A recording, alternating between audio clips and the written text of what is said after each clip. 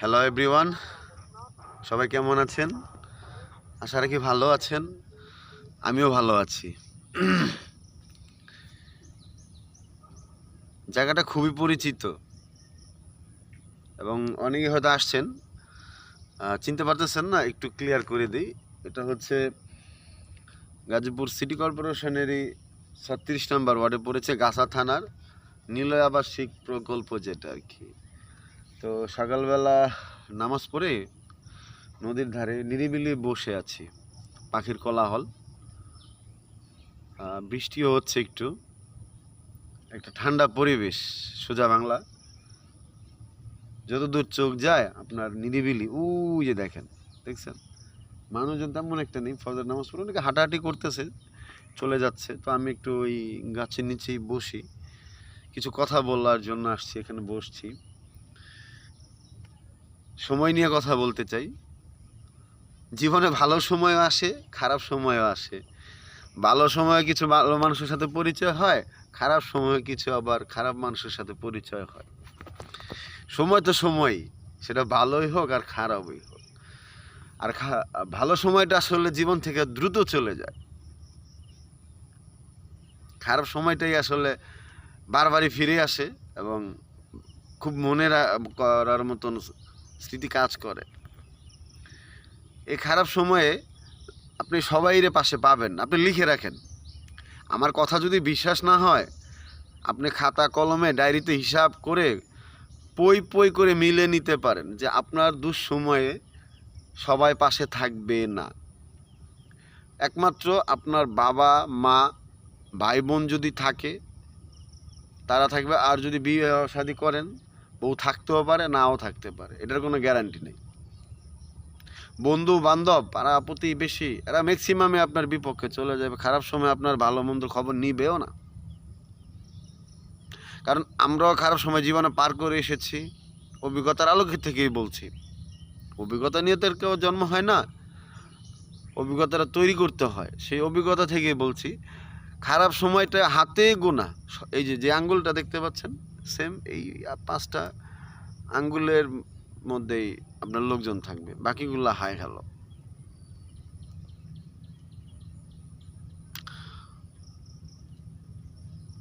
একটা জিনিস চিন্তা করবেন যে প্রত্যেকটা মানুষেরই জীবনে খারাপ সময় আসবেই, আজ হোক আর কাল হোক। আমরা ক্ষমতা, টাকা, ঘরবাড়ি করে আসলে এই জিনিসগুলো আমরা ফিল করতে পারি না, যেটা হচ্ছে লজিক্যাল কথা।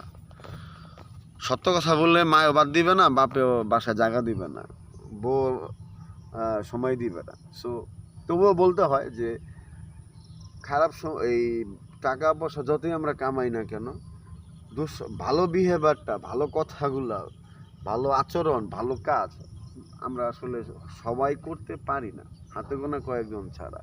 ক্ষমতা পেলে ভুলে যাই কে কার, টাকা পয়সা হলে ভুলে যাই কোথায় ছিলাম, কোথায় আছি।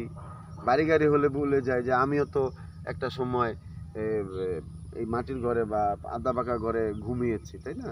তো যে আমার তো একটা সময় খারাপ সময় আসবে বা আসতেই পারে। তো এই খারাপ সময় আমি যদি ভালো মানুষের সাথে কথা বলি বা ভালো আচরণ করি, তাহলে মানুষও আমাকে কিন্তু খারাপ সময় আমাকে সাপোর্ট করবে, পাশে রাখবে। খারাপ সময় সবচেয়ে যে হচ্ছে ধৈর্য ওষুধ 1 নাম্বার। কোনো ডাক্তার প্রেসক্রিপশন আপনার কাজ হবে না। ফার্স্টে আপনাকে আল্লাহকে ডাকতে হবে, নামাজ রোজা পড়তে হবে, 1 নাম্বার ওষুধ। দ্বিতীয়ত হচ্ছে কোরআন শরীফ পড়বেন এবং নিজের উপরে ধৈর্য রাখবেন। দাঁতে শক্ত করে করে কামড় দিয়ে রাখবেন। মানে যে পারবে সেও বলবে, যে না পারবে সেও আপনাকে কথা শোনাবে।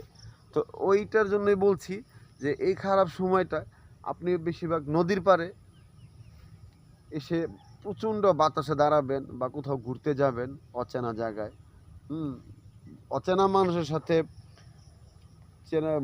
মেলামেশার চেষ্টা করবেন, কথা বলবেন। দুঃখগুলা শেয়ার করলে কিছুটা কমবে, সবার কাছে না, তাহলে ওনারা কিন্তু আবার আপনাকে খাউজানির মলম লাগিয়ে দিবে। হ্যাঁ, তো ভালো মন্দ বুঝে আপনি কথা শেয়ার করবেন এবং আপনার ঘরের লোক যারা আছে তাদের সাথে সাপোর্টিংয়ে থাকবেন। আশা করি খারাপ সময়টা আপনার বেশি দিন থাকবে না, কেটে যাবে। তো যেটা বলতে চাই যে আসলে খারাপ সময়টা জীবনে বারবারই না আসলে আসলে বোঝা যাবে না যে কে কার লোক আর কে ভালো কে খারাপ। তো এই সময়টা আসলে বলে কই আসে না, হুটহাট চলে আসে। এই খারাপ সময়টা যেন আল্লাহ সবাইকে ভালোভাবে কাটিয়ে ওঠার তৌফিক দেয় এবং মানুষ চেনারও তৌফিক দেয়।